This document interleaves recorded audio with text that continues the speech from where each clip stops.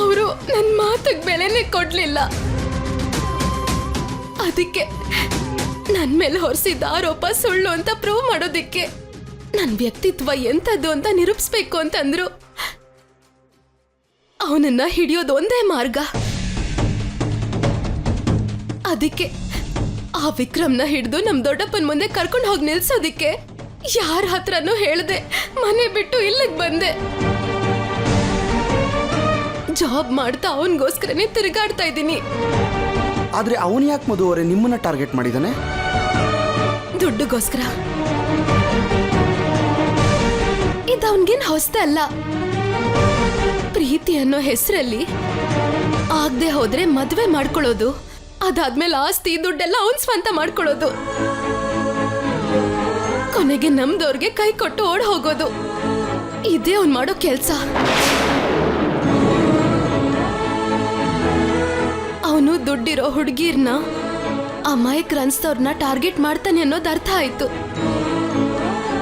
ನನ್ನ ಅದೃಷ್ಟಕ್ಕೆ ಅವನ್ ನನ್ನ ಕಣ್ಣು ಕಾಣಿಸ್ಕೊಂಡ. ಆದ್ರೆ ತುಂಬಾ ಸಲ ತಪ್ಪಿಸ್ಕೊಂಡು ಹೋಗಿದ್ದಾನೆ. ಅದಾದ್ಮೇಲೆ ಏನ್ ನಡೀತು ಅಂತ ನಿಮ್ಗೆ ಎಲ್ಲ ಗೊತ್ತಿದೆ ಸರ್. ನಿನ್ನ ಮದ್ವೆ ಹಿಂದೆ ಇಷ್ಟು ದೊಡ್ಡ ನೋವಿದೆ ಅಂತ ಗೊತ್ತಿರ್ಲಿಲ್ಲ ಮಧು. ತಾಳಿ ಕಟ್ತವನ್ ಜೊತೆನೆ ಇಷ್ಟು ದೊಡ್ಡ ಯುದ್ಧ ಮಾಡ್ತಿದ್ಯಾ ಅಂತ ಯೋಚಿಸಿರ್ಲಿಲ್ಲ. I am sorry. ನೀವ್ಯಾಕೆ ಸರ್ ನನ್ನ ಹತ್ರ ಸಾರಿ ಕೇಳ್ತಿದ್ದೀರಾ? ಇದೆಲ್ಲ ನನ್ ದುರಾದೃಷ್ಟ, ನಮ್ ದೊಡ್ಡಪ್ಪನ್ ಮೂರ್ಖತನ. ಅದೇ ನನ್ನನ್ನ ಈ ಪರಿಸ್ಥಿತಿಗೆ ತಂದ್ಬಿಟ್ಟಿದೆ.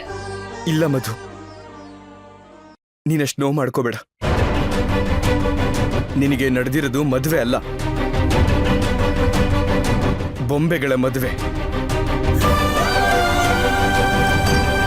ತಾಳಿ ಕಟ್ಟಿರೋಂಥವನು ಮನುಷ್ಯ ಅಲ್ಲ, ಗಂಡಸಂತೂ ಖಂಡಿತವಾಗ್ಲೂ ಅಲ್ಲ.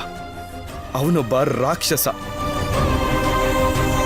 ನಿನ್ನೊಪ್ಪಿಗೆ ಇಲ್ದಂಗೆ ನಡೆದಂತ ಮದುವೆಗೆ ನಿನ್ನ ಬೆಲೆ ಬಾಳೋ ಕಣ್ಣೀರನ್ನ ವೇಸ್ಟ್ ಮಾಡ್ಕೋಬೇಡ.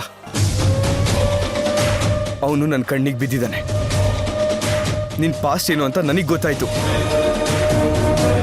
ನಾನು ಬಿಡೋದಿಲ್ಲ ಮಧು. ನಾನು ಅವನ್ನ ಹಿಡಿತೀನಿ.